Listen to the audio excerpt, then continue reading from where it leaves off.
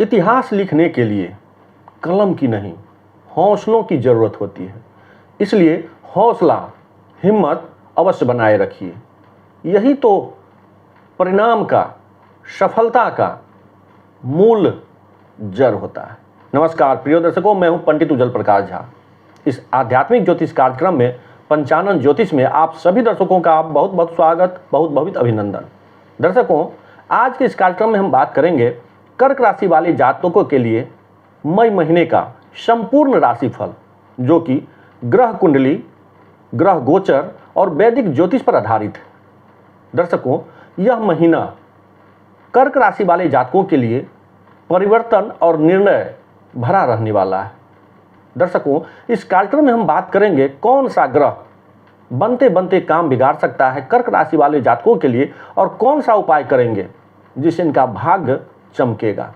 दर्शकों, इसके कार्यक्रम में हम बात करेंगे कर्क राशि वालों जातकों के लिए स्वास्थ्य कैसा रहने वाला है, उनका कैरियर, दाम्पत्य जीवन, आर्थिक स्थिति कैसा रहा, इन सारी विषयों पर बात करेंगे हम। दर्शकों, कार्यक्रम के अंत में हम उपाय जानेंगे जिसके करने से आपका भाग्य चमकेगा। दर्शकों, सबसे पहले बात करते हैं ग्रह गोचर। कर्क राशि वाले जातकों के लिए बात करें तो केतु धन भाव में बैठे हुए हैं, वहीं राहु आपके अष्टम भाव पर, जो रहस्य का स्थान माना जाता है।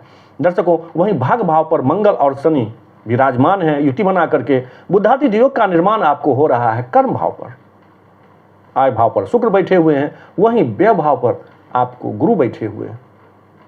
मेरे प्रिय दर्शकों, यह कार्यक्रम मैंने लग्न आधारित बनाया है। ऐसे में मेरे जो दर्शक हैं जो अपना लग्न नहीं जानते हैं, वह अपना जन्म राशि से यह कार्यक्रम को देख सकते हैं और लाभ उठा सकते हैं।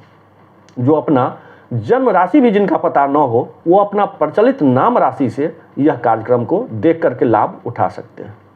दर्शकों, चलिए सबसे बात करते हैं पहले कर्क राशि वाले जातकों के लिए यह महीना स्वास्थ्य के दृष्टिकोण से कैसा रहने वाला है। कर्क राशि वाले जातकों के लिए कर्क का स्वामी चंद्र होते हैं, जो पूरे महीने भ्रमण करते हैं 12 राशि पर। इसलिए इनका जीवन स्वास्थ्य के दृष्टिकोण से देखा जाए तो मई का महीना उतार चढ़ाव भरा होने वाला हो सकता है। दर्शकों, स्वास्थ्य कभी अच्छा रहेगा, कभी बुरा भी हो सकता है, कभी थोड़ी परेशानी हो सकती है और अच्छा भी हो सकता है। ऐसा रहने वाला है इनका उतार चढ़ाव भरा हुआ स्वास्थ्य के दृष्टिकोण से। दर्शकों, अब हम बात करते हैं कैरियर की दृष्टि से कैसा रहने वाला है। कर्क राशि वाले जातकों के लिए कर्म भाव पर सूर्य और बुद्धादित्य योग का निर्माण हो रहा है। आपके कर्म भाव पर बुध और शुक्र का योग, बुद्धादित्य योग, यह अत्यंत प्रभावशाली होता है।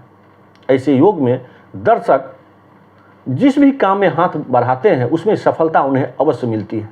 खास करके सरकारी जॉब हो, सरकारी ठेका हो या और कोई भी काम हो जो सरकारी हो, उसमें आपको सफलता अवश्य मिलती है। चूँकि सूर्य बैठे हुए हैं, प्रशासनिक विभाग या और कोई विभाग हो जिसमें आप सूर्य की प्रधानता होती है, वहाँ आपको सफलता अवश्य मिलेगी।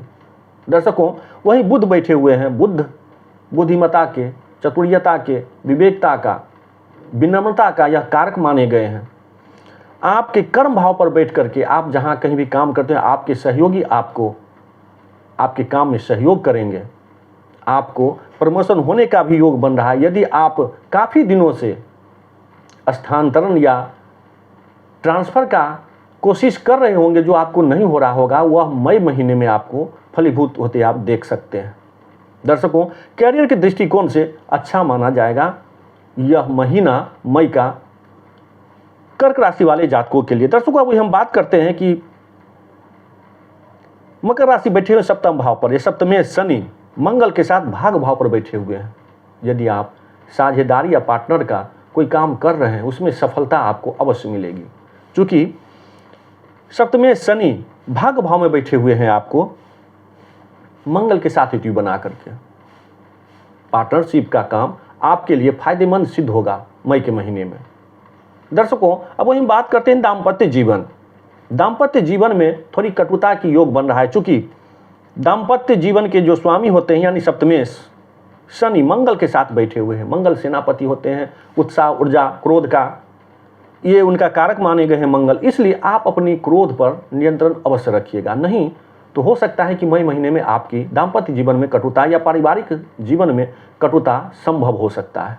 दर्शकों, इसलिए आप अपनी वाणी और क्रोध पर नियंत्रण अवश्य रखिएगा। दर्शकों, अब देखते हैं आर्थिक स्थिति कैसा रहने वाला है कर्क राशि वाले जातकों के लिए। आर्थिक स्थिति के दृष्टिकोण से देखें तो ये धन भाव पर केतु बैठे हुए हैं और आय भाव पर शुक्र, वहीं आपके व्यय भाव पर। आर्थिक स्थिति तो इसी को मिलाकर के बनेगा, धन भाव, व्यय भाव और आय की स्थिति। आपको आय कितना हो रहा है, खर्चा कितना हो रहा है, फिर धन संचय कितना हो रहा है, ये 3 भाव से हम यही देखते हैं आर्थिक स्थिति। क्योंकि शुक्र बैठे हुए हैं आपके,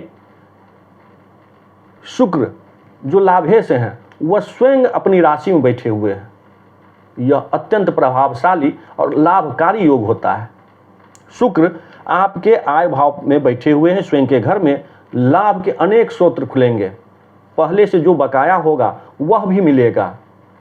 अनेक स्रोत यानी अनेक तरह से लाभ, आपको कई तरह से लाभ मिलेंगे। सट्टा से हो, लॉटरी से हो, शेयर बाजार से हो, यह आकस्मिक धन लाभ का भी योग बन रहा है। चूंकि धन भाव पर केतु बैठे हुए हैं। धनेश जो आपके धन भाव के स्वामी सूर्य और बुध बैठ करके कर्म भाव पर बैठे हुए हैं। दर्शकों, यह अत्यंत प्रभावशाली सिद्ध होता है। और गुरु बैठे हुए हैं आपके व्यय भाव पर।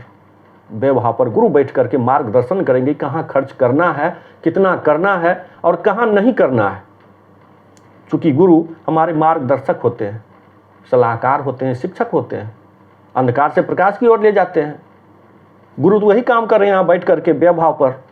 अतः आपको मई महीने में कर्क राशि वाले जातकों के लिए यह अत्यंत श्रेष्ठतम साबित होने वाला है। गुरु आपको खर्च पर रोक लगाएंगे, केतु अचानक आपको धन संचय करवाएंगे और शुक्र जो धनेश हैं, सूर्य व बुध आप अपनी बुद्धिता के, अपनी विवेकता और अपनी चतुर्यता के अनुसार आप धन को संचय करेंगे। आर्थिक दृष्टिकोण से देखा जाए तो मई का महीना अत्यंत श्रेष्ठतम साबित होने वाला है कर्क राशि वाले जातकों के लिए। दर्शकों, अब कुछ करने हैं उपाय। भाग भाव में शनि बैठे हुए हैं, हो सकता है कुछ प्रभावित करें, अतः आप शनि का कुछ उपचार करें। मंगलवार को और शनिवार को हनुमान चालीसा का पाठ अवश्य आप पर करें। ऐसा करने से शनि जनित जो कुछ भी आपका ग्रह जनित दोष होगा उसका शमन होगा और उससे छुटकारा मिलेगा। शनिवार को काले कपड़े, काले वस्तु जरूरतमंदों को दान करें। बुजुर्ग को, बड़े लोगों को आदर करें, सम्मान करें और उनसे आशीर्वाद प्राप्त करें। ऐसा करने से आपको भाग्य चमकेगा, भाग्य बदलेगा। दर्शकों, इन्हीं शब्दों के साथ इस कार्यक्रम को अब हम यहीं विराम देते हैं। आशा करता हूं कि यह कार्यक्रम आपको पसंद आया होगा। मेरे कहने और समझाने का तरीका यदि आपको पसंद आया होगा तो कृपया अपना प्यार भरा लाइक कमेंट जरूर कीजिएगा। और हाँ, अभी तक आपने चैनल को सब्सक्राइब नहीं किए हैं तो चैनल को भी सब्सक्राइब जरूर कीजिएगा। फिर मिलेंगे एक नए कार्यक्रम में नए वीडियो के साथ। तब तक के लिए आज्ञा दीजिए। जय जय सिया राम।